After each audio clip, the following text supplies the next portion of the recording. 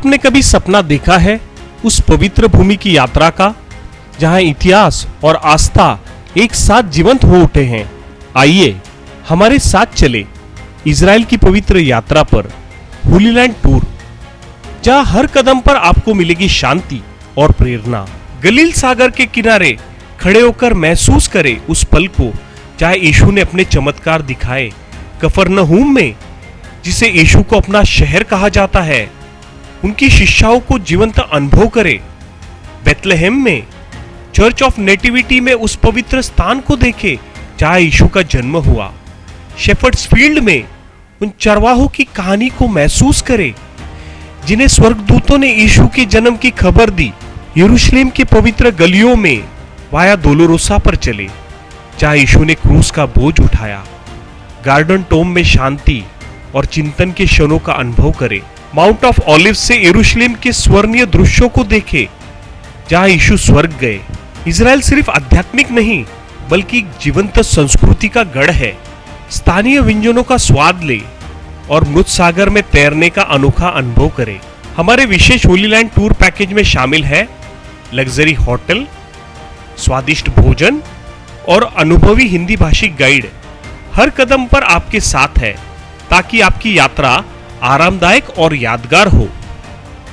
तो देर किस बात की, आज ही बुक करें अपनी होली लैंड यात्रा को और चले एक ऐसी तीर्थ यात्रा पर जो आपके दिल और आत्मा को हमेशा के लिए बदल देगी। नीचे दिए गए नंबर पर संपर्क करें।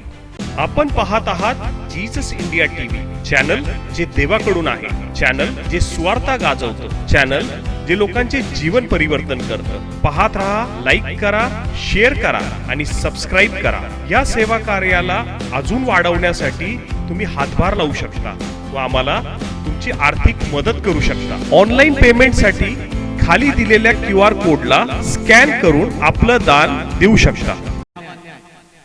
या 10व्या न्यायासंबंधाने आम्ही पाहणार आहोत इस्रायलावर दुसऱ्यांदा न्याय आणि त्याचं कारण इस्रायलाच्या आंधळेपणाबद्दल त्यांच्यावरती आलेला न्याय।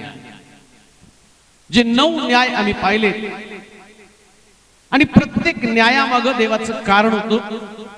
देव दंड देतो, शासन करतो, जेणेकरून त्याच्या लोकांची पुनर्स्थापना व्हावी, त्याच्या लोकांनी देवाला ओळखावं आणि झालेल्या चुकांची दुरुस्ती करून येणाऱ्या पिढीनं त्यातनं मार्ग काढून स्वतःला तयार करावं आणि स्वर्गामध्ये पोहोचावं। एक गोष्ट 100% सत्य आहे, जसं आता महिमा लेडी करताना म्हटले की पवित्र शब्द लिहिताना जे शास्त्री, जे परुषी लोक आहेत, ते लिहित असताना स्वतः आंघोळ करून त्या शब्दाचं, म्हणजे पवित्र हा शब्द इतका त्यांच्या दृष्टिकोनातनं की तो लिहित असताना सुद्धा शुद्धतेची गरज आहे। मग देव किती पवित्र आहे, ज्या देवाच्या शब्दाविषयी लिहिताना मनुष्य त्या शब्दाला एवढं घाबरतो आणि स्वतःचं शरीर पवित्र करण्याचा प्रयत्न करतो, तसं बायबल सांगतं वचन हे सुद्धा पाण्याचं काम करतं, ते आम्हाला शुद्ध आणि पवित्र करण्याचं काम करत आहे। आणि मग या इस्रायल लोकांवरती न्याय येण्याचं कारण त्यांच्या आंधळेपणाबद्दल इस्रायल लोकांवरती आलेला न्याय। रोमकराचं पत्र त्याचा 11वा अध्याय आणि त्याचं 25 वचन आपण वाचूया। रोमकराचं पत्र 11वा अध्याय त्याचं 25 वचन, इस्रायल लोकांवर आंधळेपणाबद्दल आलेला न्याय। बंधुजन हो, कोणी आपल्याला शहाणे समजू नये। माईक द्या मागे। या रहस्याविषयी तुम्ही अजान असावे, या रहस्याविषयी तुम्ही अजान असावे अशी माझी इच्छा नाही। ते रहस्य हे की परराष्ट्रीयांचा भरणा, परराष्ट्रीय लोकांचा भरणा आत येईपर्यंत इस्रायल लोक अंशतः कोडगे झालेले आहेत। या रीतीने सर्व इस्रायल लोकांचे तारण होईल। इंग्लिश अनुवादानुसार इस्रायलाच्या एका भागात त्या कोडग्या शब्दासंबंधाने म्हटलं त्यांच्यामध्ये आंधळेपणा राहील। आणि 2 प्रकारचे आंधळेपण, एक नैतिक आंधळेपण आणि किंवा आत्मिक आंधळेपण आणि दुसरं शारीरिक आंधळेपण। परंतु देव इस्रायल लोकांना दंड देताना म्हणतो की तुमच्याकडं आत्मिक आंधळेपण असणार आहे, तुमच्या आत्म्याची दृष्टी उघडली जाणार नाही. आणि सगळ्यात भयानक गोष्ट कोणती माहिती का? तो म्हटला एक रहस्य मी तुमच्यासाठी उलगडून सांगत आहे. पण देव त्याच्या लोकांना रहस्यातलं बोलू इच्छिते का? कारण पुष्कळ वेळा देवाचं वचन आमच्याकडे येतं, परंतु त्या वचनाला ज्या प्रकारचा प्रतिसाद आम्ही द्यायला पाहिजे आणि तो प्रतिसाद न दिल्या कारणानं नैतिक जीवनाची पातळी उंच होऊ शकत नाही. मगाशी मी तुम्हाला सांगितलं, पुन्हा मी तुम्हाला सांगतो, देवाचं वचन आमची आत्मिक पातळी उंच करण्याचं काम करतं. म्हणून बायबल सांगतं पुष्कळ जण आतमध्ये जाण्याचा प्रयत्न करतील पण त्यांच्याच्यानं जाववणार नाही. मग न जाण्यासाठी कोणतं अडखण आहे? कोणती गोष्ट आहे? जसं बाह्य स्वरूपी मनुष्य स्वतःला रिपेअर करायला तयार आहे. बस जर तुम्ही पवित्र शास्त्रामध्ये बघितलं तर तुम्हाला कळेल, शुद्धते संबंधानं सगळ्या क्रिया करायला तयार आहेत याजक लोकांनी. बायबल सांगतं की त्यांनी मोठे मोठे जगे घातले आणि आपलं अंग झाकलं, सगळं काही केलं, शुद्धतेचे नियम पाहिले, बाजारातनं बाहेर आले तर हात धुत होते, सगळं काही करत होते आणि वाट्या, वस्त्र, आंघोळ सगळ्या गोष्टी तंतोतंत पाळत होते. शपथ, चंद्रदर्शन. आंतरिक शुद्धता मात्र त्यांची तयारी नाहीये, आतमध्ये शुद्ध व्हायला तयार नाहीये. पवित्र शास्त्र मला सांगतं तुमचे शब्बात, तुमचं चंद्रदर्शन, तुमचे मेळे याचा मला भीत आलेला आहे. देवाला त्याच्या लोकांना शिकवत असताना तो त्यांना आतून बदलण्याचं काम करत आहे. परंतु जाणून बुजून हेतू पुरस्सर देवाचा हेतू, देवाचा उद्देश हे लोक विसरून गेले. का देऊ नये का? शास्त्र हे कधीच वाचण्यासाठी नाही, नुसतं बायबल हे नुसतं अभ्यासण्यासाठी नाही. उपदेश आमच्या अंतःकरणाला, आमच्या कानाला बरं वाटावं याच्यासाठी पण उपदेश नाही. कोणताही उपदेश तुम्हाला उत्तेजन मिळावं किंवा तुम्ही आणि तुमच्या मनामध्ये आनंद निर्माण व्हावा याच्यासाठी नाही. शास्त्रातलं प्रत्येक वचन तुम्हाला सुधारण्यासाठी, रिपेअर करण्यासाठी, तुमची पुनर्बांधणी करण्यासाठी आणि स्वर्गामध्ये तुमचं अस्तित्व कायमस्वरूपी, तुमचं घर स्वर्गामध्ये कायमस्वरूपी राहावं याच्यासाठी पवित्र शास्त्र आहे. परंतु या शास्त्राकडे इस्रायल लोकांनी जाणून बुजून हेतू पुरस्सर त्या ठिकाणामध्ये आणि दुर्लक्ष केलं. आणि मग दोन गोष्टी त्या ठिकाणात सांगितले. विदेशी लोकांचा भरणा एक शब्द वापरला गेलेला आहे. कुठपर्यंत ते आत्मिक आंधळे राहणार आहेत, कुठपर्यंत त्यांना देव दिसणार नाही. लक्षात ठेवा, शास्त्रातली गुपितं समजणं याच्यासारखं आंधळेपण कोणतंच नाहीये. जर देवाचं वचनच समजलं नाही ना तर आम्ही कुठंतरी ठेच काढणार आहोत. परमेश्वराच्या वचनाचं रहस्य वाचता का ते वचन? परत रोमकराचं पत्र 11 अध्याय 25 वचन. बंधुजन हो, तुम्ही आपणाला शहाणे समजू नये, शहाणे समजू नये म्हणून या रहस्याविषयी तुम्ही अजाण असावे अशी माझी इच्छा नाही. तुम्ही अजाण असावे अशी माझी इच्छा नाही. ते रहस्य हे की परराष्ट्रीयांचा भरणा, परराष्ट्रीय लोकांचा भरणा आत येईपर्यंत, तो परराष्ट्रीय लोकांचा भरणा आत येईपर्यंत. काय सावधानतेचा इशारा इस्रायल लोकांना देवाने दिला. प्रभू येशू ख्रिस्त ज्यावेळेस ती स्त्री, कनानी स्त्री त्याच्याकडे येते, ती म्हणते की माझी मुलगी आजारी, तिच्यासाठी तुम्ही तिला बरं करा. येशू काय म्हणतो माहिती का? कोणी सुद्धा मेजावरचं काढून, मुलांचं काढून कुत्र्याला भाकर घालत नाही. तो म्हणतो इस्रायल मधले हरवलेले शोधण्यासाठी मी आलो. आणि इस्रायल लोकांनी त्याला वधस्तंभी दिलं. ज्या ख्रिस्तानं पृथ्वी तलावर या लोकांना उद्धार करण्यासाठी येशू जगामध्ये आला, त्या लोकांना उद्धार द्यावा. पण बांधणाऱ्यानं नापसंत केलेला धोंडा कोणशिला झाला. या लोकांनी त्याला नाकारलं. मग तो काय म्हटला? शास्त्री परुषी येशूला ओरडत होते या लोकांना गप्प करा. तो म्हटला या लोकांना मी गप्प केलं तर त्या आणि धोंड्यांपासून अब्राहमाची संतती मी निर्माण करेल. इस्रायल लोक धोंड्यांपासून मी निर्माण करेल. आणि तो म्हणतो की धोंडे ओरडतील आणि धोंड्यांपासून मी इस्रायलची संतती निर्माण करेल. काय झालं माहिती का? लोकांनी, इस्रायल लोकांसाठी ईश्वराला त्यांनी त्याला नाकारलं. मग तो म्हणतो की आता विदेशी लोकांना मी आतमध्ये घेईल. कोण विदेशी? आम्ही आहोत. हालेलुया. आमच्यासाठी येशू नव्हता, आम्हाला स्वर्ग नव्हतं. आणि काय देवाची कृपा हो! इस्रायल लोक ज्यांच्यासाठी येशू आला त्यांना तो दिसला नाही, पण आम्हाला तो दिसला. आत्मिक आंधळेपण आमचं निघून गेलं. याच्यासारखं गौरव नाही. म्हणून एक गोष्ट ध्यानामध्ये घ्या, प्रभूनं तुम्हाला त्याची ओळख दिली म्हणून तो म्हणतो तुम्ही मला शोधलं नाही, मी तुम्हाला शोधलेलं आहे. तुम्ही मला निवडलं नाही, मी तुमची निवड केलेली आहे. त्यानं आमची निवड केली, आम्ही नाही त्याची निवड केली. जगामध्ये कितीतरी लोक आहे की ज्यांना देवाची गरज आहे, पण त्या लोकांना देव दिसला नाही, ते रहस्य त्यांना कळलं नाही, पण ते रहस्य आम्हाला कळलं. आणि बायबल काय सांगतं माहिती का? आता हे इस्रायल लोक आंधळे, अजून पण तुम्ही इस्रायल मध्ये गेला तर ते येशूला देव मानत नाही, ते म्हणतात वेडा होता. येशू ख्रिस्त एक माथेफिरू व्यक्ती आहे. तुम्ही इस्रायल मध्ये जर गेला तर येशू विषयी सुवार्ता प्रसाराला कट्टर विरोध आहे. अजून सुद्धा ते लोक ख्रिस्ताला स्वीकारत नाही, कारण त्यांनी येशूला वधस्तंभी दिलं. आणि वधस्तंभी देणारे लोक कोण आहे? ज्यांनी शास्त्राचा गाढा अभ्यास केलेला, ज्या शास्त्रातले रहस्य जाणलेले लोक आहेत, पवित्र शास्त्राचा अभ्यास करणारे लोक आहेत, पण त्यांनी ख्रिस्ताला स्वीकारलं नाही. आणि बायबल सांगतं न स्वीकारल्या कारणाने त्यांचे डोळे मी आंधळे करून टाकेल. कुठपर्यंत? विदेशी लोकांचा कोटा पूर्ण होईपर्यंत. देवानं विदेशी लोकांचा कोटा राखून ठेवला. Praise Lord. रिझर्वेशन तिथून सुरू झालं. हालेलुया. पहिला कोटा तिथं स्वर्गामध्ये, त्या ठिकाणामध्ये तो म्हणते विदेशी लोकांचा भरणा पूर्ण होईपर्यंत. जोपर्यंत या भारतातनं, अन्य देशातनं, वेगवेगळ्या ठिकाणातनं, काय युरोप मधले लोक खरे ख्रिस्ती आहेत का? नाही. खरे यहुदी लोक इस्रायल मध्ये आहेत. आणि बाकी युरोप खंड, अमेरिका खंड, या सगळ्यांपर्यंत येशू आला, त्या लोकांनी त्याला स्वीकारलं. आणि ते लोक अन्य लोकच आहे, परराष्ट्रीय लोक आहेत, ते पण खरे प्युअर नाही आहेत. प्युअर कोण आहे? यहुदी प्युअर आहे.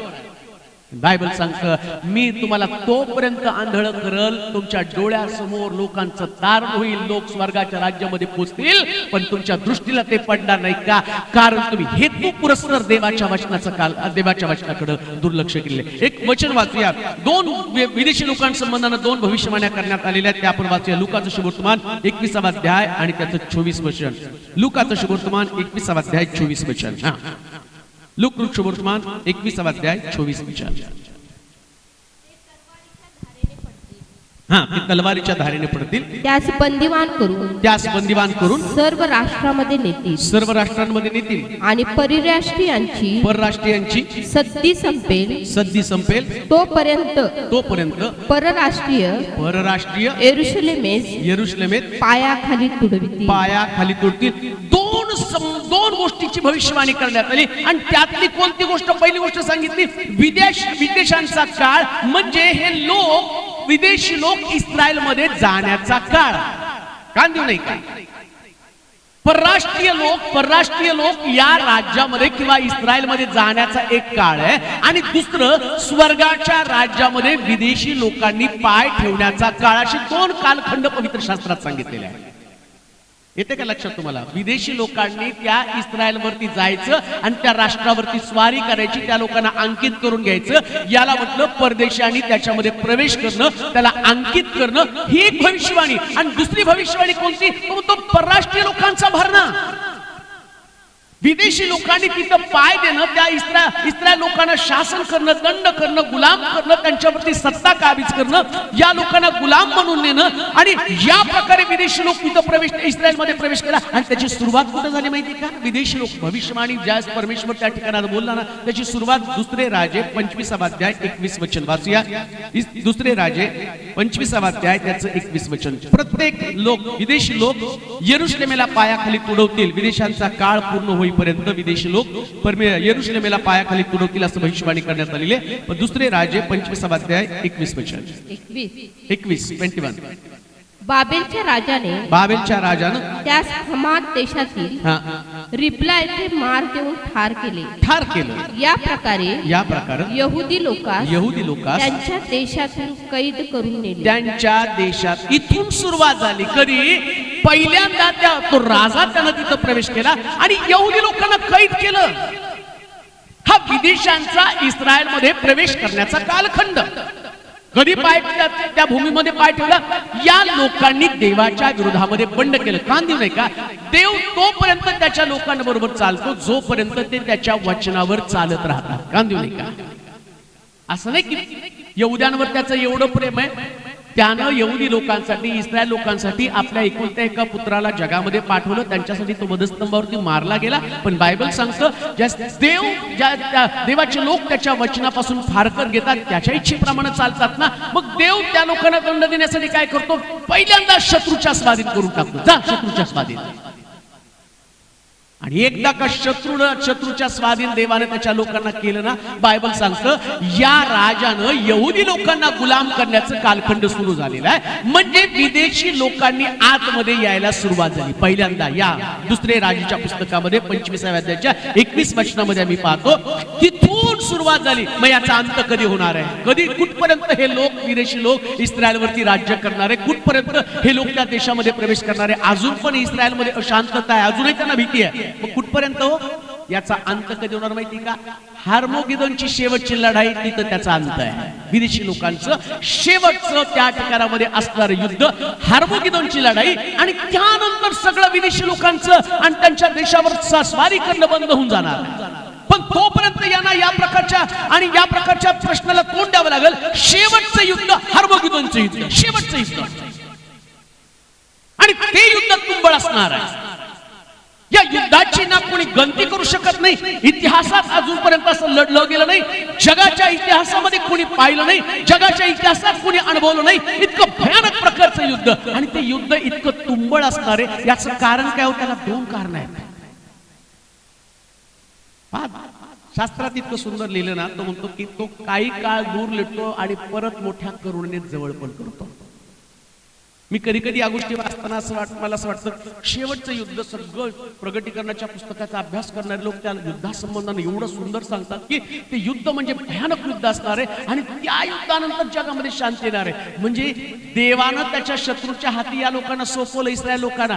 शत्रूनं त्यांना दंड दिला, त्यांचे हाल केले, आतुनात समस्या त्यांच्यासाठी पाठवल्या. पण काय देव स्वर्गामध्ये त्याच्या लोकांचे हाल बघेल का हो? मग शेवटी या लोकांनी, इस्रायल लोकांचे केलेले हाल स्वर्गातला देव पाहणार. आणि शेवटच्या युद्धामध्ये त्या शत्रूला असा जबरदस्त तडाखा देणार की तो सांगणार आहे, माझ्या लोकांवर आक्रमण करणाऱ्या कोणत्याच व्यक्तीला मी राखून ठेवत नाही. म्हणजे देव प्रेम करतो आणि द्वेष करायच्या बाबतीमध्ये शत्रूसाठी प्रचंड द्वेष मोकळा करतो.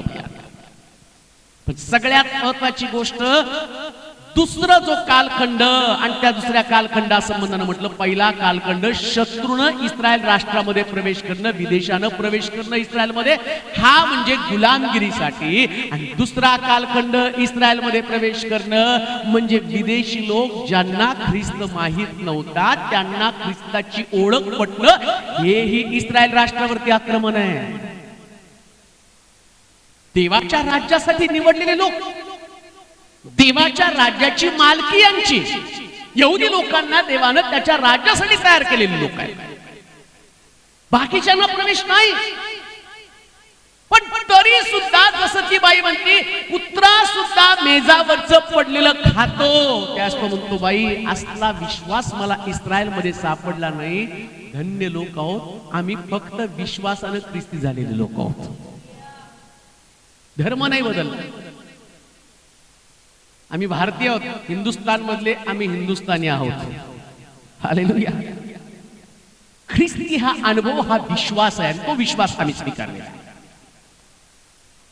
आणि बायबल सांगतं, या लोकांचा भरणा होईपर्यंत हे लोक देवानं टार्गेट ठेवलेलं आहे. तुम्हाला माहिती का, सगळ्यात मोठं ऑफिस देवाचं त्याने टार्गेट दिलं. जसं पृथ्वी तलावरती ऑफिसमध्ये इन्शुरन्स करणारे त्यांना टार्गेट दिलं जातं ना, तसं या पृथ्वी तलावर प्रत्येक सेवा करणाऱ्या व्यक्तीला देवानं टार्गेट दिलं. एवढे आत्मे तुम्हाला आणायचे आणि तेवढे आत्मे सोलापुरातनं, महाराष्ट्र, भारतातनं आणि जगातनं पूर्ण होईपर्यंत इस्रायल लोकांचे डोळे उघडले जाणार नाही. किती मोठी शोकांतिका, हे रहस्य पवित्र शास्त्रातलं त्यांना उलगडू जाऊ शकत नाही. आणि हाच मोठा न्याय आहे. तर देवाच्या वचनातलं गुपित नाही समजलं, शास्त्र नाही समजलं, तर याच्यासारखा मोठा न्याय कोणता आहे? तिजोरीमध्ये लपलेलं धन आणि त्या धनावरती तुमची मालकी, तुमची सत्ता आणि सगळं धन तुमच्यासाठी आहे, पण ते धन तुमच्या वाट्याला येत नाही. याच्यासारखा न्याय कोणता असणार आहे? पवित्र शास्त्र इतकं सुंदर पुस्तक हे जगानं आणि बाकीच्या लोकांनी ज्यांना देवाचं वचन स्वीकारलं नाही यांच्यासाठी ते गुप्त आहे, परंतु सामान्य व्यक्तीसाठी ते खुलं केलं गेलं. हे किती मोठा न्याय त्यांचा आहे. आणि म्हणून तुम्ही धन्य लोक आहात. तुम्ही मगाशी प्रार्थना केली पहाडी सिस्टरने की देवा आमच्यासाठी तू वचन खुलं केलं. किती धन्य लोक आहोत की देवाने आमचे डोळे आंधळे होऊ दिले नाहीत. काही लोकांना ते वचन समजत नाही आणि समजण्यासाठी त्यांची दृष्टी सुद्धा उघडली जात नाही. अजूनही ते आंधळेपणानं चालत आहे, अजूनही ते आंधळेपणानं मार्गाक्रमण करत आहे, अजूनही ते पापामध्ये आहेत, अजूनही त्यांना देवाचं वचन आणि त्यातलं रहस्य समजत नाही. आणि हा सगळ्यात मोठा देवानं त्या ठिकाणामध्ये आंधळेपणाचा न्याय त्यांचा केला. तो म्हटला मी त्यांना आंधळेपणामध्ये ठेवील. न्याय म्हणजे तो म्हटला मी मुद्दाम तुमचे डोळे आंधळे करणार आहे. हा पवित्र शास्त्रामध्ये तुम्ही बघितलं तर तिथं असं लिहिलं की ज्या अलिशाला पकडण्यासाठी ते लोक आली, सैन्य आलं तर तो देवाने त्यांचे डोळे आंधळे केले. आणि आता देव इस्रायल लोकांना म्हणतो मी स्वतःच तुमचे डोळे आंधळे करतो. आता प्रश्न हा आहे, आता मोठा प्रश्न कोणता?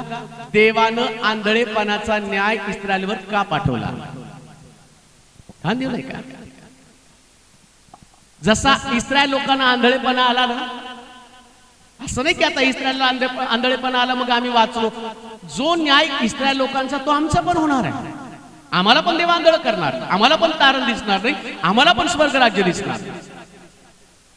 किती लोकांचं तारण होतं, किती लोकांचा उद्धार होतो. पण कालांतरानं त्यांना देवाच्या वचनाकडे त्याला त्यांच्यातला इंटरेस्ट निघून जातो, मंदिरातला इंटरेस्ट निघून जातो, आराधनेमधला इंटरेस्ट निघून जातो, त्यांच्यातला रस निघून जातो. त्याचं कारण काय? देवानं त्यांचे डोळे आंधळे केलेले आहेत. म्हणून आज जो न्याय आम्ही शिकणार आहोत ना, आणि तो न्याय त्याच्या अगोदर आता त्याचं टायटल तुम्ही लिहा, इस्रायल मध्ये आंधळेपणाला देवानी परवानगी का दिली? हा देवानं दिलेला आत्मिक प्रत्येक व्यक्तीसाठी इशारा आहे. त्याच्या खाली तुम्ही उत्तर, त्याचा प्रश्न जर तुम्ही टाकला तर त्याच्या खाली उत्तर लिहा. आंधळेपणाला देवानी परवानगी देण्याचं कारण देवानं इस्रायलाला दिलेला आत्मिक इशारा होय. आणि आपण सुद्धा सत्याविषयी आंधळे बनू शकतो आणि आपला त्यापासून बचाव होण्यासाठी देवानं त्यांच्या बाबतीत जसं केलं तसं आमच्या बाबतीत करण्याची देव परवानगी देऊ शकतो. म्हणून आम्ही सतर्क राहावं, वचनाच्या बाबतीमध्ये जाग राहावं. म्हणजे सुरुवातीलाच तुम्ही सांगितलं संदेश सहज घ्यायचा नसतो. संदेश हा कौतुक करण्यासाठी पण नसतो, कांदिव नाही का? संदेश कोणी वाखणणी करण्यासाठी नसतो. संदेश हा आम्हाला उत्तेजित होण्यासाठी नसतो. संदेश आमचे डोळे उघडावेत याच्यासाठी असतो. संदेशानं आमचे आत्मिक नेत्र उघडावेत याच्यासाठी असतो. एक वचन वाचून मत्तयाचं शुभवर्तमान 13वा अध्याय त्याचं 13 वचन. मत्तय 13:13. शिष्यांना तोच प्रश्न त्या ठिकाणामध्ये पडला होता आणि येशूचे शिष्य, परंतु त्यांना किती मोठा प्रश्न पडला वाचूया. यास्तव मी त्यांच्या बरोबर दाखल्यांनी बोलतो. त्यांच्या बरोबर दाखल्यांनी बोलतो, कारण ते पाहत असता पाहत नाही आणि ऐकत असता ऐकत नाही. कसं शक्य हो? पाहत असता पाहत नाही, ऐकत असता ऐकत नाही. काय कळतं का? देव येशू बोलतो कसं? पाहत असता पाहत नाही, ऐकत असता ऐकत नाही. म्हणजे ते पाहतात पण त्यांची जी दृष्टी आहे, जे पाहायचं ते पाहत नाही, नको ते पाहतात. जे रहस्य पवित्र शास्त्रामधलं आहे ना. आता पहा, कधी कधी आंधळेपणाने येणारे लोक आहेत. एक साधं उदाहरण तुम्हाला चर्च मध्ये देतो. इथं वाजवणारे लोक आहेत, वाजवतात. लीडिंग करणारे लीडिंग करतात, गाणारे गातात. आता पाहणाऱ्याने काय केलं पाहिजे? तो वाजवत आहे बरं का देवासाठी, पण तो ते नाही पाहत. तो काय पाहतो? तो वाजवताना ते कशी ऍक्टिंग करतो, त्याचं तोंड कसं वाकडवतं. मग तो काय म्हणतो? ते पाहतात पण अरे ते वाजवताना अभिषेक उतरून येतो ते पहा. बोलणारा शब्द जो बोलतो ना, त्याच्या शब्दातला अंतर्भाव तुम्ही पहा, त्याचे हावभाव पाहू नका.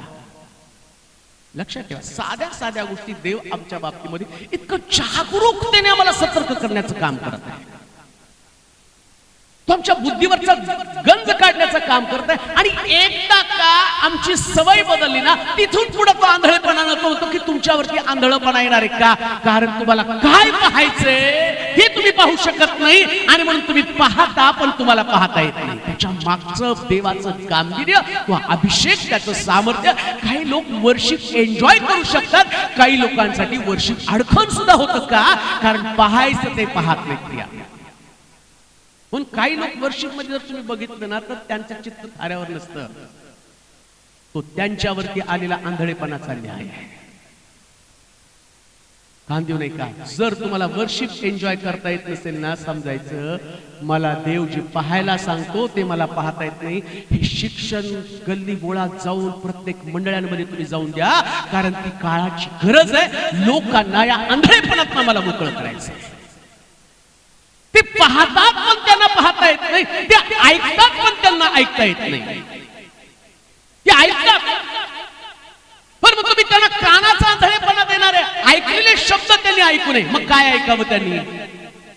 देव जे बोध करतो तो बोध ऐकत नाही. मग ते काय म्हणतात माहिती का? त्यानं मलाच उपदेश केला हे ऐकतात बरेच लोक. आज त्यांनी मला धरून मारला, आजचा उपदेश मला जोडण्यासाठी तर मलाच टार्गेट. जे ऐकायचं ते ऐकायला आलं नाही, नको ते का तू ऐकलेले. आंधळेपणाचा न्याय आहे. कधी कधी देवाचं वचन बोललं जातं ना, इतकं प्रामाणिकपणे ते आम्ही स्वीकारतो, तिथंच गुडघे टेकून म्हणतो देवा धन्य आहे, तुझं वचन किती अद्भुत रीतीने माझ्याशी बोललं आणि या वचनानं तू माझ्या जीवनाची पुनर्बांधणी केली. कान देऊ नये का? म्हणून तो म्हटला मी दाखल्यांनी त्यांच्याशी बोलत आहे. काय म्हटलं? यास्तव मी त्यांच्या बरोबर दाखल्यांनी बोलतो. का दाखल्यांनी बोलतो? कारण ते पाहत असता पाहत नाही, पाहत असता पाहत नाही, आणि ऐकत असता ऐकत नाही, ऐकत असता ऐकत नाही, व त्यांना समजतही नाही. पण त्यांना समजतही नाही. पुढे तो की मी ते पाहत असताना त्यांना पाहता येत नाही, ऐकत असताना ऐकत नाही, आणि त्यांना समजत पण नाही. म्हणजे तो त्यांना आंधळ करून टाकत आहे. देवाचे प्रिय लोक, आत्मिक आंधळेपणा फार मोठा शाप आहे. तो फार मोठा न्याय आहे. जर माझ्या भावना देवाशी समरूप होत नसतील, मला जे पाहायचं ते पाहता येत नाही, ऐकायचं ते ऐकायला येत नाही, तर माझ्या जीवनाची परिस्थिती मी तपासून पाहावी. मी निराश आहे हे त्याचं कारण नाही. बरेच लोक म्हणतात मी निराश असल्या कारणानं ते नाही. हो, तुम्ही निराश आहे म्हणून नाही, देवानं तुम्हाला आंधळ केलंय. माझ्या जीवनात प्रश्न आहे म्हणून नाही, प्रश्न आहेत म्हणून नाही, आंधळ झालेल्या तुझ्या लक्षात आहे ना. तो देव म्हणतो मी दाखल्यानी शिष्यांशी बोलणार आहे, माझ्या लोकांशी मी दाखल्यानी बोलणार आहे. म्हणून काही लोक संदेश घेऊन इतकं आनंदानं घरी जातात. ते म्हणतात आजचं वचन एक माझ्यासाठी अलौकिक अशा प्रकारचा आरसा होता.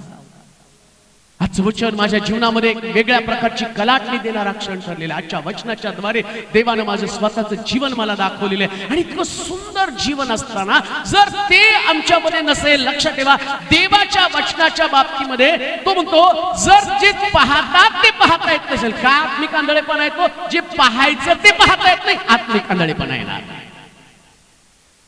परमेश्वराच्या भवनामध्ये जे पाहायचं तेच पाहायचं. प्रेज द लॉर्ड म्हणाल का? काय पाहायचं? मग देवाच्या वचनाचं कार्य पाहायचं, लोकांचं जीवनाचं परिवर्तन होतं हे पाहायचं, लोकांमध्ये बदल होतो, परिवर्तन होतं हे पाहायचं. हा, चर्चेस मध्ये सतत तुम्हाला बदल होताना दिसतील, रोज नवीन अनुभव. कोणतं जगातलं चर्च हे परिपूर्ण चर्च नसतं, त्याला रोज नवीन ऍडव्हान्स देव जसा चालवेल तसं त्याच्यामध्ये बदल, चेंजेस दिसायला लागतात. आता सुरुवातीला आपण चर्च मध्ये होतो त्यास आपल्याकडे एक छोटासा बॉक्स होता, आता तो बॉक्स आपण डोनेट केला, तो बॉक्स होता. आता आपल्याकडे बघितलं तर साऊंड सिस्टम एवढी मोठी आहे. आता समजा एक व्यक्ती म्हणतो त्यावेळेस आपलं बघा चर्च आणि आता बघा उगीच ऍडव्हान्स करत राहिलेले. पाहायचं ते पहा ना, याच्यातलं अभिषेक किती येते ते पहा. दोन मतप्रवाह आहेत. एक मतप्रवाह काय म्हणतो की देवानं आपल्याला कुठून कुठं आणलं. दुसरं मत, हा कशाला विनाकारण खर्च आहे. जसं मी पाहतो की तो आणि यहूदा म्हणतो ना, यातले दान यातले पायावरती ते आणि अत्तर होतायला लागली. जर त्या आणि दानकोशामध्ये टाकले असते तर गरिबांना नसतं का लावलं. पाहायचं तेच पहा, दुसरं पाहू नका. आणि दुसरं जर तुम्हाला दिसत आहे आत्मिक आंधळेपणा आहे. तुम्हाला दिसतं की माझं चर्च जगाबरोबर पुढे चाललेलं आहे. चर्च मधली आराधना वेगळी आराधना आहे. चर्च मध्ये देवाचं काम झालेलं आहे. अहो, हे सगळं आमच्याकडे आलं ना. आज आमच्याकडे 700 रुपयाचा बॉक्स होता, 1,500 रुपयाचा एम्प्लिफायर होता. आज देवानं आमच्याकडे दिलं. माझ्याकडे काय भावना येणार आहे? एवढं आम्ही करू शकलो कारण देव आमच्या बरोबर होता आणि परमेश्वरानं जे पाहायचं ते पाहायला पाहिजे. पूर्वी आमच्याकडे तशी प्रार्थना नव्हती, आम्ही लोकांना असंच पाठवून देत होतो. आता आम्ही पुढे थांबून लोकांकडून प्रार्थना करून घेतो. काही लोकांचा दृष्टिकोन असेल, हे काही नवीन चालू केलं, पाहायचं ते पहा, लोकांना बरं होत आहे, लोकांच्या जीवनामध्ये परिवर्तन होत आहे. जे पाहायचं ते पहा. जर ते दिसत नसेल तर तो म्हणतो मी तुमचे डोळे आंधळे करून टाकले. ते वेगवेगळ्या आयडियाज, वेगवेगळ्या टेक्निक्स, वेगवेगळ्या पद्धतीने देवाच्या सेवकांशी बोलत असतो. तो तुमच्याशी पण बोलत असतो, तुम्ही पण त्या गोष्टी करत असता आणि देव तुम्हाला त्या गोष्टी दाखवत आहेत ना, मग त्याच्याबरोबर चालायचं. अन्यथा आत्मिक आंधळेपणा ठरलेला आहे. परमेश्वर, जर तुम्ही डॉक्टरकडे गेला तर डॉक्टर सांगतात की एक डोळ्याचा वापर जास्त झाला, एक डोळ्याचा कमी झाला, त्यामुळं हा एक डोळा आहे तो आता निष्क्रिय झालेला आहे. आता तुम्ही काय करा, हा डोळा बंद ठेवा आणि या डोळ्याचा वापर जास्त करा, मग हळूहळू आणि सुधारणा होईल. मला वाटतं त्या याच्या बाबतीमध्ये इंडिकेट सिस्टरच्या नातवाच्या बाबतीमध्ये त्याचा एक डोळा आणि थोडासा फॉल्टी झाला. मग डॉक्टरला दाखवलं. डॉक्टर काय म्हटले की एकाच डोळ्याचा वापर जास्त झाला, एकाचा कमी झालेला आहे आणि मग आता त्याही डोळ्याचा वापर करा. तसंच आमच्या बाबतीमध्ये आहे. कोणत्या नेत्राचा वापर करत आहोत आम्ही? विश्वासाच्या का अविश्वासाच्या? काही लोकांनी अविश्वासाचा नेत्र वापरला कारण देव म्हटलं आंधळा होऊ दे डोळा, दिसू देऊ नका यातलं रहस्य, यातलं सामर्थ्य त्याच्या नजरेला येऊ देऊ नकोस. म्हणून देव आंधळेपणाची परवानगी का देतो? देव अनेक गोष्टीविषयी आमच्याशी बोलतो, आम्हाला काही गोष्टी दाखवतो, अनुभवतो, पण तरी पण ती गोष्ट आम्ही मनावर घेत नाही, म्हणून देव आंधळेपणा पाठवतो. काही गोष्ट देव आमच्याशी बोलतो. आंधळेपणा पाठवण्याचं पहिलं कारण देव आमच्याशी काही गोष्टी बोलतो, काही गोष्टीचा अनुभव आम्हाला देतो, पण त्या गोष्टी मनावर घेण्याच्या ऐवजी आम्ही दुर्लक्ष करतो आणि म्हणून देव आंधळेपणा आमच्यावरती पाठवतो. सांगा बरं पहिलं कारण काय? आत्मिक आंधळेपणा पाठवण्याचं पहिलं कारण देव आमच्याशी बोलतो, काही गोष्टी आम्हाला अनुभवानं दाखवतो आणि त्या दाखवलेल्या गोष्टीवर, बोललेल्या गोष्टीवर आम्ही काळजीपूर्वक लक्ष देण्याच्या ऐवजी दुर्लक्ष करतो. लक्षात ठेवा, देवाचा शब्द दुर्लक्षित करणं याच्यासारखं भयानक गोष्ट कोणती नाही. देवाला राग येतो. कधी कधी एखाद्या व्यक्तीने, मला पण असं मी सांगितलं, कोणी दुर्लक्ष केल्यावर असं राग येतो, असं वाटतं की जाऊन एक थोबाडात द्यावं. मी तर साधा पाळक आहे, देव तर माझा बाप आहे. अशा कितीतरी पाळकांचा बाप, त्याला किती राग येत असेल. आणि लक्षात ठेवा, देवाचं वचन जे तुम्ही ऐकताना अगदी सहजपणे घेऊ नका. म्हटलं ते बोलला ना, प्रभू सगळं होऊ दे, मला रहस्य कळू दे, मला ते दाखले त्यातले सिद्धांत कळू दे, मला ती वचन कळू दे आणि ती वचन माझ्या जीवनामध्ये मला अंगी करण्यासाठी कृपा पुरव. ते वचन ग्रहण करण्यासाठी लागणारी ताकद तुम्हाला दे. दुसरी गोष्ट, का देव आमच्यामध्ये आत्मिक आंधळेपणा पाठवतो? मत्त्याचं शुभवर्तमान 13वा अध्याय 16 आणि 17 वचन.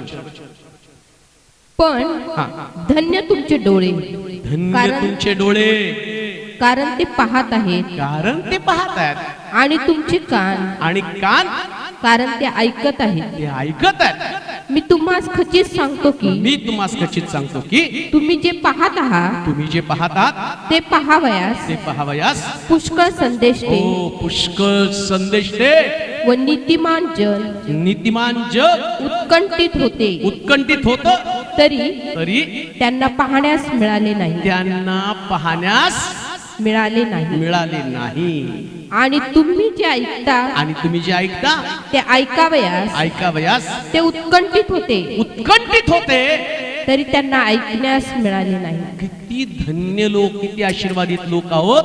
अहो, आमच्याकडे पैसे संपत्ती आहे म्हणून आम्ही आशीर्वादित नाही. आम्हाला वचन समजतं, जे रहस्य या संदेश त्यांपासून गुप्त होतं आणि देवानं ते तुमच्यासाठी खुलं केलं. आणि काय लिहिलं माहिती का? फार संदेश दे, कित्येक संदेश दे.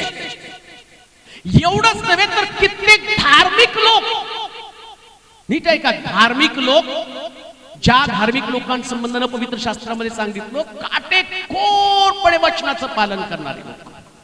अर्पणाच्या बाबतीमध्ये म्हणू नका, शब्दाच्या बाबतीमध्ये म्हणू नका, अशुद्ध जीवन आणि त्याच्यापासून स्वतःला शुद्ध करण्यासाठी म्हणू नका. ते व्यभिचार करत नव्हते, जारकर्म करत नव्हते आणि शिवीगाळ करत नव्हते. सगळं काही त्यांचं नीटनेटकं होतं. बायबल सांगतं या सगळ्यांना मी ते रहस्य लपवलं आणि ते रहस्य मी तुम्हाला तुमच्यासाठी प्रगट केलं, कारण तुम्ही धन्य लोक आहात. मी देवाला धन्यवाद देतो. कितीतरी धार्मिक लोक जगामध्ये होते, पण देवानं माझ्यासारख्या पाप्याला हे वचन प्रगट करावं. काय योग्यता आहे आपली, काय मोठा आशीर्वाद आहे, किती मोठं विशेष प्रकारचं कृपा आम्हाला मिळाली. जगामध्ये आज कित्येक विद्वान लोक आहेत, मला खूप लोक येऊन भेटतात. एक बायबल कॉलेजचा प्रिन्सिपल माझ्याकडे आला. मग दिवसामध्ये एका ठिकाणामध्ये मीटिंगसाठी गेलो, खास माझ्याजवळ येऊन थांबला. तो म्हटलं मी PhD केलेली बायबल मध्ये, एक पुस्तक मी सोडलं नाही, पण आज मला कबूल करावं लागतं. जे रहस्य तुमच्याकडे ते माझ्याकडे नाही का? माझ्याकडे ज्ञान नाही, मी एवढा अभ्यास केला नाही, मला माझ्याकडे PhD नाही, BD नाही, काय BTH नाही, काय नाही, पण एक मात्र एक देवाची कृपा, जे रहस्य प्रगट होण्यासाठी माझ्याकडे, आणि आज रात्री तीच कृपा तुमच्याकडे आहे. आज जगात कितीतरी लोक आहेत, आज बसले असतील बायबल घेऊन, काय सांगावं त्यांना, त्याच्याविषयी शोध घेत असतील की काय सांगावं, पण त्यांचं डोकं फ्रँक झालेलं आहे, त्यांना माहित नाही काय सांगावं. पण आज रात्री परमेश्वराच्या मंदिरामध्ये मी उभा आहे आणि मला प्रश्न पडला किती सांगावं. का? कारण हे रहस्य देवानं प्रगट केलेलं आहे आणि धन्य आम्ही लोक आहोत. तो देव आम्हाला ते प्रगट करत आहे, रहस्यानं बनलेलं जीवन आहे. इस्रायल लोकांवर आंधळेपणाचा न्याय येण्याचं कारण बायबल सांगतं की धन्यता ते स्वीकारला तयार नाहीये, ते रहस्य ते स्वीकारला तयार नाही, त्याला ते पवित्र वचन ऐकण्यासाठी ते तयार नाहीये, सिद्धांत जाणून घेण्यासाठी ते तयार नाहीत. आणि म्हणून देवाच्या प्रिय लेकरांना, हजारो ख्रिस्ती लोकांना अज्ञात अशी सत्यता तुम्ही ऐकल्यावर त्याला खरोखर किंमत देणार आहात का? हा प्रश्न तुमच्या समोर आहे. जे सत्य तुम्ही ऐकलं ना, आज तो म्हणतो की एवढं मोठं सत्य मी जगामध्ये असणाऱ्या धार्मिक लोकांना, एवढंच नव्हे तुमच्या अगोदर कितीतरी संदेश ते होऊन गेलेले आहेत, जे शास्त्रामध्ये त्यांची नाव आहेत. कान देऊ नका, मी तुम्हाला काय सांगत आहे, किती महत्वाची गोष्ट सांगत आहे. शास्त्रात ज्यांची नाव आहेत असे महान संदेश ते होऊन गेलेले आहेत, धार्मिक लोक पवित्र शास्त्रामध्ये होऊन गेलेले आहेत, पण तो म्हणतो मी त्यांना ऐकवलं नाही, पण आज रात्री मी ते तुम्हाला ऐकवत आहे. तुम्ही धन्य आहात. त्या टीव्हीवरच्या लोकांना मला सांगू द्या, तुम्ही धन्य लोक आहात. तुमच्या परिवारामध्ये हे वचन तुमच्याकडे आलेलं आहे. हे असंच नाही आले, देवानं ते तुम्हाला प्रगट करावं याच्यासाठी खूप खास प्रकारची कृपा तुम्हाला पुरवलेली आहे. म्हणून देवाच्या मंदिरात जाल त्यास त्या वचनाकडे अतिशय बारकाईनं लक्ष द्या. संदेश संपण्याची कधी वाट पाहू नका. संदेश देवापासून आलेलं रहस्य आहे आणि ते रहस्य माझ्यापर्यंत येत असताना माझं सारं लक्ष त्याच्याकडे लागलं पाहिजे, कारण देवानं ती दृष्टी तुम्हाला दिलेली आहे. आज कित्येक लोक त्या संदेशाकडे तितकं गंभीरपणे ते पाहत नाही. त्याला कित्येक लोकांना, कित्येक मंडळींची अवस्था अशी आहे. मगाशी प्रार्थना करताना जसं ते सिस्टर पाडेने प्रार्थना केली, देवा कित्येक लोक तुझ्या वचनासाठी भुकेले तहानेले झालेत, पण ते वचन त्यांच्याकडे येत नाही. त्यांच्याकडे संदेश संपण्याची उत्कंठा आहे, पण त्याला वचन काय माझ्यापर्यंत त्याच्या संबंधाने उत्कंठा नाही. आणि बायबल सांगतं, अरे मी संदेशांपासून लपवलं, धार्मिक लोकांपासून लपवलं आणि तुमच्यासाठी रहस्य मी प्रगट केलं. आणि एवढं रहस्य तुमच्याकडे येत असताना त्या रहस्याकडे तुम्ही लक्ष देतात का त्याच्याकडे जाणून बुजून दुर्लक्ष करत? देवाला किती राग येलो, कांदळेपणा आला. परंतु एवढं मी सगळं गुपित तुमच्यासाठी उघडं करतो आणि तुम्ही त्याच्याकडे दुर्लक्ष करता, मग मी तुम्हाला आंधळेपणा का पाठवले? का दुसरं कारण त्याचं, जे रहस्य प्रभूनं या लोकांपासून गुप्त ठेवून तुम्हाला प्रगट केलं आणि त्या वचनाकडे जर कोणी दुर्लक्ष करतो ना, मग तुम्ही आंधळेपणा त्यांच्यावरती पाठवणार आहे. हे काही असते ना, ती काय करते, लाडक्या पोराला सगळ्यांमधलं चांगलं काढून ती गपचूप ठेवते तिला. मग सगळे झोपल्यावर तो पोरगा आला, हे बघ तुझ्यासाठी ठेवलं, खा खा खा. आणि तो पोरगा येतो, काय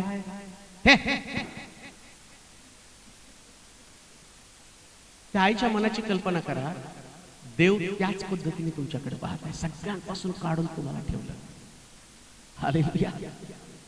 सगळ्यांना त्याने कितीतरी लोकांना द्यायचं, पण तो म्हटलं नाही, आज बायबल स्टडीला जे येणारे लोक आहेत ना त्यांच्यासाठी गुप्त ठेवलेलं मला द्यायचंय. आणि बायबल स्टडीला आलेला एक व्यक्ती त्याच्याकडे असं सहजपणे दुर्लक्ष करतो, तो ह्याला मी आंधळ करून टाकतो.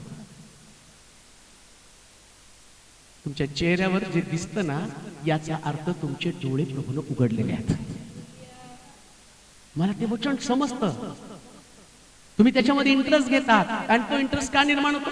दिसलं तर इंटरेस्ट निर्माण होतो ना. आंधळ्याला पिक्चर दिसल्यावर दाखवल्यावर पाहिल का, तो फक्त म्हणून काय चाललंय माहित नाही, कोण हिरो आहे, कसा आहे, दिसायला कसा आहे. काही लोक तसंच आहे, वचन ऐकतात, फक्त ते ऐकतात, पण ते ऐकण्याचं एन्जॉयमेंट जो आहे, जो आनंद आहे ते उपभोगू शकत नाही. म्हणून ते म्हणतात ऐकतात पण ते ऐकत नाही. हालेलुया. ते ऐकतात पण ऐकत नाही म्हणजे काय? वचन ऐकतात पण त्यातलं पालन करण्यासाठी जे ऐकणे ते त्यांच्याकडे नाही. ऐकलं त्यांनी पण पालन करणं हे ऐकणं, वचनाच्या द्वारे दुरुस्ती करणं हे पण ऐकणं. म्हणून ते ऐकतात पण ऐकत नाही. ते पाहतात पण पाहत नाही. पाहायचं जे आहे ना ते पाहत नाही, नको तेच पाहतात. आणि मग ते निराश होऊन घरी जातात. कुठलाच आनंद नाही. आणि काही लोक चर्च सुटल्यावर एवढे हॅपी असतात ना, ते म्हणतात अरे आज काय अभिषेक, आज काय सामर्थ्य होतं, आज काय सगळं चर्च भरून गेलं होतं, प्रत्येकाला देवानं किती आनंदित केलं, कितीकांचे अश्रू पुसले. जाताना त्यांच्याकडे साक्ष घरी गेल्या, आज आमच्या चर्चमध्ये असा उपदेश झाला, अशी आराधना झाली, अशा साक्षी घडल्या. ती एन्जॉय तुम्ही करता का? कारण जे पाहायचं तेच देवानं तुम्हाला दाखवलेलं आहे. आणि काही लोक घरी गेल्यावर सगळ्या निगेटिव्ह बातम्या देत राहतात का? कारण जे पाहायचं ते त्यांनी पाहिलं नाही, नको तेच पाहिलं. हालेलुया. म्हणून लक्षात ठेवा, काय पाहता हे पण सांभाळा. आंधळ होऊ नये म्हणून काय पाहायचं तेच पाहायचं. कुठल्याच फॅमिली मधल्या कुठलेच प्रश्न पाहत बसू नका. त्या फॅमिलीत देव जे काम करणार आहे ते पहा. हे चर्च आहे, ही मंडळी आहे. देवाला त्या गोष्टी आवडतात. त्यांनी प्रश्न पाहिला, पण तो प्रश्न देवाचं कोणतं गौरव आहे ते अनुभवणार. तो अनुभव तुम्हाला येणार आहे. म्हणून आंधळेपणा देण्याचं कारण काय? त्या वचनाला देवाच्या प्रिय लेकरांनी, हजारो ख्रिस्ती लोकांनी अज्ञात अशी धन्य सत्यता ऐकली. अज्ञात म्हणजे ज्याचं ज्ञान कुणाला नव्हतं, अशी अज्ञात सत्यता, अज्ञात रहस्य देवाने तुम्हाला प्रगट केलं. आणि त्या वचनाकडे दुर्लक्ष करणाऱ्या व्यक्ती संबंधाने देव म्हणतो मी त्याच्यावरती आंधळेपणा पाठवणार आहे. लक्षात ठेवा, वचन आलं ना हे असंच तुमच्याकडे आलं नाही. जिथं महाराष्ट्रामध्ये लोक हजारो लाखो रुपये खर्च करून वचन ऐकण्यासाठी एकत्र जमतात. परवाच एका पास्टरचा फोन आला, पास्टर प्रार्थना करा, आम्हाला फार मोठ्या मीटिंगचं नियोजन करायचं, देवानं आमच्या आर्थिक गरजा भागवाव्यात म्हणून प्रार्थना करा, तुमचं वचन तिथं गाजवलं गेलं पाहिजे. त्यांच्याकडे जवळजवळ 4 महिने झाले ते तयारी करत आहे त्या वचनासाठी, आणि तेच वचन तुमच्याकडे सहजपणे येतं. ही किती मोठी गोष्ट देवानं आपल्याला दिलेली आहे. आणि समजा या वचनाकडे दुर्लक्ष केलं तर तो काय म्हणतो, मी त्यांच्यामध्ये आंधळेपणा पाहिजे. आत्मिक आंधळेपणा सारखं वाईट गोष्ट जगामध्ये कोणती नाही. पुढे वाचूया. आंधळेपणाचं आणखीन एक कारण, 4थं कारण तुम्ही ते लिहू शकता. इस्रायल लोकांनी सत्याला किंमत दिली नाही आणि म्हणून देवानं त्यांचे डोळे आंधळे केले. पुढचं कारण, का देवानं आंधळेपण पाठवलं? कारण त्यांनी सत्याला किंमत दिली नाही. आणि लक्षात ठेवा, जो व्यक्ती सत्याला किंमत देत नाही ना, जो व्यक्ती सत्याला किंमत न देता दुसरा एखादा व्यक्ती सत्याला किंमत देतो ना, मग देव काय करतो? याचे डोळे बंद ठेवतो आणि त्याचे डोळे उघडतो. प्रेज द लॉर्ड म्हणाल का? जरा जोरात म्हणाल का? Praise the Lord. मी जर सत्याला किंमत दिली नाही ना, कधी कधी आम्ही एखादी गोष्ट देऊन दाखवलं, हे बघ ना किती सुंदर, हे काय विशेष, त्याच्याकडे नाही जात. मग दुसऱ्याला हे बघ कुठे मिळालं, किती सुंदर आहे, मी किती शोधत होतो, हे मला सापडलं नाही. ती वस्तू कुठून आणली तू, तुला आवडली? तुला. मग आम्ही सगळं वर्णन करून त्याला सांग. आणि हा व्यक्ती तिकडं त्याला तुम्ही काही सांगत नाही, त्याने ती फक्त वस्तू पाहिली, त्याच्यावर त्याचं मत बनवलेलं आहे. देवाच्या बाबतीमध्ये तसंच आहे. इस्रायल लोकांना देवानं स्वर्ग राज्य दाखवलं, येशू दाखवला, तारण दाखवलं, आणि बायबल सांगतं येशू संबंधानं ते लोक म्हटले, येशू म्हटलं मार्ग सत्य जीवन मीच आहे. सत्य येशू असताना या सत्याला त्यानं स्वीकारलं नाही, त्याने त्याला तुच्छ मानलं, त्याला बलजबूल भूतांचा अधिपती, त्याला सैतानी शक्तीने प्रभावित असणारा व्यक्ती, त्याला वेडा आणि त्याला धर्मभ्रष्ट म्हटलं, याला मदस्तंभी द्या म्हटलं. आणि त्या ठिकाणामध्ये कनानी स्त्री आपल्या मुली संबंधाने जात असताना ती त्याला म्हणते की माझ्या मुलीवरती कृपा कर. वनस्तंभावरचा चोर म्हणतो तुझ्या गौरवाने येशील, राजाधिकार येशील, माझी आठवण कर. आणि येशू त्याला म्हटलं आज तू माझ्यावर सुखलोकात असशील. सुखलोकाची खात्री निकोदेमस रात्रीच्या समय येशू कडाला स्वर्ग राज्य मिळावं म्हणून मी काय करावं म्हटलं. येशू त्याला सांगितलं पाण्याने आत्म्याने जन्मल्यापासून कोणी देवाचं राज्य पाहू शकत नाही. निकोदेमस त्या रात्री त्याला बाप्तिस्मा घेऊन स्वर्गाच्या राज्याची खात्री मिळू शकला असता, परंतु तो त्या रात्री घराच्या बाहेर गेला. परंतु चोरानं येशूला जवळ साधलं आणि त्यानं सत्य स्वीकारलं, देवाच्या पुत्राला स्वीकारलं, त्याचं गौरव स्वीकारलं, स्वर्ग राज्याची खात्री त्यानं तपासून पाहिली. आणि येशूला म्हटला राजाधिकारी माझी आठवण कर. आणि बायबल सांगतं एवढं मोठं रहस्य त्याने स्वीकारलं आणि म्हणतो म्हटला आज माझ्यावर सुखलोकात असशील. एवढं सुंदर गौरव, एवढं सुंदर रहस्य नाकारणाऱ्या व्यक्तीच्या डोळ्यामध्ये कसं तेज राहील. सत्य स्वीकारा. सत्य स्वीकारणं ही आमची जबाबदारी आहे. अन्यथा गांधी नाही का. कोणत्याच वचनावर आक्षेप घेऊ नका, कोणत्याच नाही. गांधी नाही का, कोणत्याच वचनावर आक्षेप घेऊ नका. वचन जसं तुमच्याकडे आहे तसं स्वीकारा. आणि जसं आहे तसं स्वीकारायला सुरुवातीला तुम्हाला ते पटणार नाही, पण वचनावर विश्वास ठेवल्यानं तुमचं नुकसान तर नक्कीच होणार नाही. कधीच नुकसान होणार नाही. आहे तसं 100% सत्य स्वीकारायचं. का, कशाला, कधी, असं घडलं का हे प्रश्न कधी विचारू नका. देव जसं बोलतो तसं वचन स्वीकारायचं. आणि स्वीकार नाही तर तो काय म्हटला, मी तुमचे डोळे आंधळे करून मी त्या लोकांचे डोळे उघडे. आणि आज जर तुम्ही चर्चमध्ये बघितलं ना, जे लोक जिवंत देवाची ओळख त्यांना नव्हती, त्यांना ओळख झाल्यावर ते आमच्यापेक्षा जास्त देवावर प्रेम करायला लागले. काय करू आम्ही? येशूला स्वीकारण्यासाठी काय काय करायला लागतं त्याची लिस्ट आम्हाला द्या, आम्ही तेच करणार आहे. परवा कोणीतरी त्या दिशाला सांगितलं की आता आम्हाला बाळ होणार आहे. आतापर्यंत आम्ही आमच्या बाळाचं नाव वेगळ्या पद्धतीने ठेवलं, पण आता जे बाळ आम्ही चर्चमध्ये आल्यापासून येशूने दिलं त्याचे काय विधी ते आम्हाला सांग. आता आम्ही दुसरं काही करणार नाही, सगळं येशूचंच आम्ही करणार आहोत. का हो? सत्य त्यांना ते रहस्य प्रगट झालं, आम्हाला कळत नाही का? बायबल सांगतं विदेशांचे डोळे देवानं उघडले. का? कारण सुंदर सत्याला अनेक लोक किंमत देत नाही.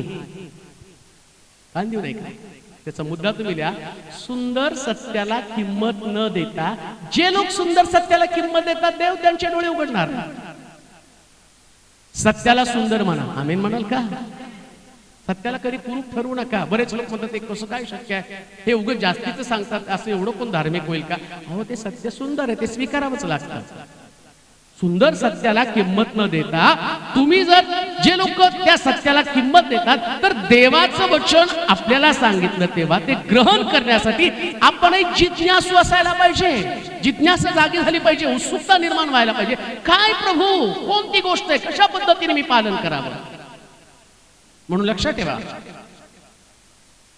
जसं एखादा चित्रपट किंवा एखादा सिरियल पाहताना जी उत्सुकता निर्माण होती ना, आता मला आल्यावर मीनाक्षीने प्रार्थना केल्यावर मला ते बरं वाटलं की देवा आम्ही अनेक दिवसापासून वाट पाहत होतो की हा बायबल स्टडी केव्हा चालू होणार. ती जिज्ञासा आहे. ती का तुमच्यामध्ये जिज्ञासा निर्माण झाली? कारण देवानं तुमचे डोळे उघडलेले आहेत. काही लोक इथं येण्यासाठी त्यांच्याकडे कारण न येण्यासाठी कोणतं कारण आहे, पण आमच्याकडे कारण एकच आहे, आता देव आमच्याशी काय बोलतो. एकच कारण, दुसरं कोणतं कारण नाही. सोमवार आहे म्हणून नाही, आणखीन एक काहीतरी आम्हाला आवश्यक आहे ऐकण्यासाठी म्हणून नाही. देव आज काय उलगडून सांगणार आहे ती जिज्ञासा. आज काय सांगणार आहे देवा, काय तुझ्या मनामध्ये आहे. आणि लक्षात ठेवा, पवित्र शास्त्र हे रहस्यानं भरलेलं पुस्तक आहे. बरं, त्या जीजस इंडिया टीव्ही कडे तो संदेश तिकडे सांगितला गेला, त्या सगळे ते टीव्हीचे लोक माझ्याकडे आले. ते म्हटले पास्टर एक गोष्ट सांगू का? आता मराठी बंद करा, हिंदी आणि इंग्लिशवर कॉन्सन्ट्रेशन करा. का? कारण जे तुमच्याकडं रहस्य आहे ना, हे हिंदी भाषेत आणि इंग्लिश मध्ये कोणाकडे नाही. आम्ही शोधले वक्ते तर आम्हाला कळालं की वक्ते हिंदीमध्ये प्रीच करण्यासाठी नाही, तुम्ही त्याच्याकडे लक्ष कॉन्सन्ट्रेट करा. हे रहस्य लोकांपर्यंत गेलं पाहिजे. काय धन्यता आमची की देव मराठीमध्ये किती आम्हाला देतो भाग्य. हालेलुया. पुष्कळ ते म्हटले आम्ही सगळीकडे फिरलो. ते म्हटले एखादा चांगला टीचरचं नाव सांगा. नाही हो, आमच्याकडे वक्ता नाहीये. देवानं एक चांगली गोष्ट, ते पण दुर्लक्षित शहराकडं जिथं निसर्ग सुद्धा लक्ष देत नाही तिथं देवानं लक्ष पुरवलं. हालेलुया. निसर्ग पण विसरून जातो पाऊस पाडायचा, पण देव वचनाची भरपूर या शहरामध्ये पाठवत आहे. म्हणून देवाच्या लोकांना जिज्ञासा काय पवित्र शास्त्रामध्ये बायबल स्टडी काय झालं घ्या, कारण ते आमचं मिस होईल. आमच्या आयुष्यातला एक बायबल स्टडी जाईल. येशू येण्याच्या अगोदर जेवढं पाहिजे तेवढं आम्हाला मिळालं पाहिजे. आणखीन रहस्य सांगा. तुम्ही मला जा विचारा, मी म्हणतो जा विचारा. का कॅन्सल आहे? कॅन्सल थँक्यू म्हणू नका. ते म्हटलं पाहिजे की जिज्ञासा काहीतरी अजून काहीतरी मिळणार आहे. मी नेहमी बोलताना सांगतो, अरे हे कधी संपतं, अजून मला नवीन खूप विषय द्यायचे, आणखीन काही गोष्टी त्या मला लोकांपर्यंत न्यायच्या. मला जिज्ञासा आहे तुम्हाला देण्यासाठी, आणि तीच जिज्ञासा मला घेण्यासाठी असावी. प्रभू तुझ्या वचनातलं रहस्य मला उलगडून सांग, तुझ्या वचनातलं गुपित मला समजावून सांग. एकदा का देवाच्या वचनामध्ये तुम्ही गडून गेला ना, जो जेवताना जो चवदारपणा, तुम्ही मिष्टान्न खाता खाता जी चव घेताना, काही लोक जेवताना फार सुंदर जेवतात. त्यांना बिर्याणी वाढली ना, मटण बाजूला काढतात, भात बाजूला काढतात. आधी भात खाऊन घेतात आणि नंतर मस्त मटणावर ताव मारत बसतात. हे खाण्याची पद्धत आहे. तसं देवाचं वचन आहे. घ्या घ्या घ्या, नंतर घरी जाऊन एक एक पीस बाजूला काढा. हो, आज जे देव बोलला ते अद्भुत आहे. त्याची चव तुम्ही घेत बसाल ना, मला तुम्हाला सांगू द्या, एक प्रकारची जिज्ञासा तुमच्यामध्ये निर्माण होईल की देवाच्या वचनातलं गुपित मला समजावं. म्हणून जे कारण आम्ही पाहिलं, इस्रायलीने सत्याला किंमत दिली नाही, त्यामुळे डोळे, देवानं त्यांचे डोळे आंधळे केले, विदेशांचे डोळे उघडले. दिलेल्या सुंदर सत्याला नेहमी किंमत द्या. म्हणून लक्षात ठेवा, तो शब्द वापरा, तुमच्या वहीमध्ये लिहून ठेवा. तुमच्या येणाऱ्या पिढीने तो वाचावं. तुम्ही गेला तरी तुमची वही कोणीतरी वाचावी. त्याच्यामध्ये असं सत्य हे सुंदर असतं. सत्यामध्ये कुठली कुरूपता नाही, सत्यामध्ये कुठल्या प्रकारचा दोष नाही. सुंदर सत्याला किंमत न देणारे लोक. ध्यान देऊ नये का? प्रत्येक आज्ञा ही सुंदर आहे. देवाचं वचन सुंदर आहे. कोणी किती पण त्याच्यामध्ये खाडाखोड करण्याचा प्रयत्न केला, तो त्याला विरूप करण्याचं काम करत आहे. हे सत्य आहे तसं स्वीकारायचं. कधी त्याच्यात खाडाखोड करू नका, बदल करू नका. जसं आहे ना प्रभू, हे तुझं सुंदर सत्य आहे, त्याच्यात दुरुस्ती आमचं काही करू नका. जसं मी रविवारी वचन ऐकू ना, 9:30 यावं हे सत्य आहे. 9:40 ही त्याच्यामधली दुरुस्ती आहे, 9:45 दुरुस्ती आहे, 10:30 त्याच्यातली दुरुस्ती, त्याच्यातला कुरूपपणा आहे. म्हणून लोकांना एक्सक्यूज देऊ नका, खान देऊ नये का? हे सत्य जे ना, तुम्हाला मी काय शिकवतो, तुम्ही लोकांना जाऊन शिकवायचं आहे. 100% सत्य. ते सत्य स्वीकारा, सत्याला किंमत द्या. त्यांना वेळेचं सत्य, त्याला कारणाचं, त्यांना बोलण्याचं सगळं सत्य समजावून सांगा. त्यांना अर्पणाचं सत्य सांगा, त्यांना दशांशाचं सत्य सांगा. त्याच्यात त्यांना तडजोड करू नका. सुंदर देवानं सांगितलेल्या उत्पन्नाच्या 10व्या भागातला सुंदर 100% सत्य तुला 100% द्यावं लागेल. तो जो भाग आहे ना, 10वा भाग म्हणजे 10वा भाग, हे सुंदर सत्य त्यांना सांगा. त्यांना तडजोड सांगू नका. क्या आहे तो? तुला जेवढं मिळालं तेवढं द्या. हे सुंदर सत्य शिकवा. आणि मग तो काय म्हणतो माहिती, हे सुंदर सत्य या लोकांनी स्वीकारलं नाही, परराष्ट्रीयाने स्वीकारलं. परराष्ट्रीय लोक धनवान व्हायला लागले, पण देवाचे लोक गरीब व्हायला लागले. किती वाईट गोष्ट आहे ना. तुम्ही लक्षात ठेवा, सेल ग्रुपच्या माध्यमातून तुम्ही लोकांकडे जाताना त्यांना 100% बायबल मधलं सत्य त्यांच्या मनावरती बिंबवा. मी बिछाण्यावरती पडल्यावर देव माझ्याशी काही गोष्टी बोलत होता, आणि मी एकदा रात्री असाच जाग आली, आणि जाग आल्यावर देव त्या ठिकाणामध्ये बोलत आहे, या सोलापूर मधलं दारिद्र्य, या सोलापूर मधलं पाप, या सोलापूर मधले सगळे शाप निघून जाण्यासाठी, त्या लोकांना 100% वचनाविषयी सांगण्यासाठी तुझ्या लोकांना अनेक मंडळांमध्ये पाठव की ज्या मंडळ्या मेलेल्या अवस्थेमध्ये, दुरावस्थेमध्ये आहेत, ज्यांची आर्थिक स्थिती खालावलेली आहे, ज्यांची आत्मिक स्थिती खालावलेली आहे, या लोकांना तुझ्या लोकांना पाठव. ते तुझे लोक त्यांनी सत्याचा अनुभव घेतलेला आहे. आता जाऊ दे त्यांना, त्यांच्याकडे जाऊन सांग त्यांना ते सत्य सांग.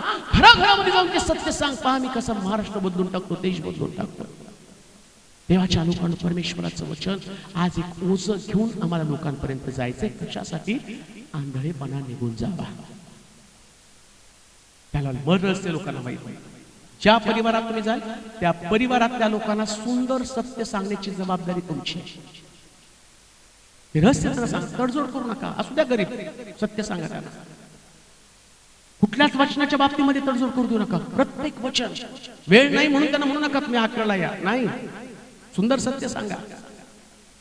तुम्ही काही झालं तर देवाच्या मंदिरात ठरलेल्या वेळी या. पहा तो अनुभव ते गेल. देव त्यांची वेळ बदलून टाकेल, देव त्यांची परिस्थिती बदलून टाकेल. त्यांना ते सत्य समजावून सांगा. कधी त्यांना तडजोड करू देऊ नका. आराधनेच्या बाबतीमध्ये कधी तडजोड करू देऊ नका. जे आहे तसं सांगा. जो एन्जॉय तुम्ही आराधनेमध्ये करताना, सेल्फच्या माध्यमातून घरी गेल्यावर त्यांना ती सांगा. मंदिरात आल्यावर तुम्हाला नुसतं बसायचं नाही, तिथं देवाला तुमच्यातलं 100% तुम्हाला द्यायचे. आराधना 100%. तुमच्या शेजारची व्यक्ती जर तुमच्या आराधनेमध्ये सहभागी होत नाही ना, तर त्या व्यक्तीला तुम्हाला बोध करणं गरजेचं आहे. जाऊन सांगितलं पाहिजे. चर्चमध्ये आम्ही कधी कधी लोकांना सांगतो, तुम्ही या, देव तुमचे प्रश्न सोडवेल नाही हो. त्यांना सांगायचं, तुम्ही देवाला, देवाचं जे आहे ना, तुमचं समर्पण, तुमच्या प्रार्थना, सगळं काही देवाला 100% द्या. पहा मंडळी पुन्हा एकदा किती मोठ्या गौरवानं, मोठ्या जोमानं वाढेल आणि काय या सोलापूरमध्ये मोठं काम होईल. महाराष्ट्र बदलला जाईल, देशामध्ये मोठी क्रांती घडेल. म्हणून बायबल सांगतं, या लोकांना देवानं आंधळ केलं.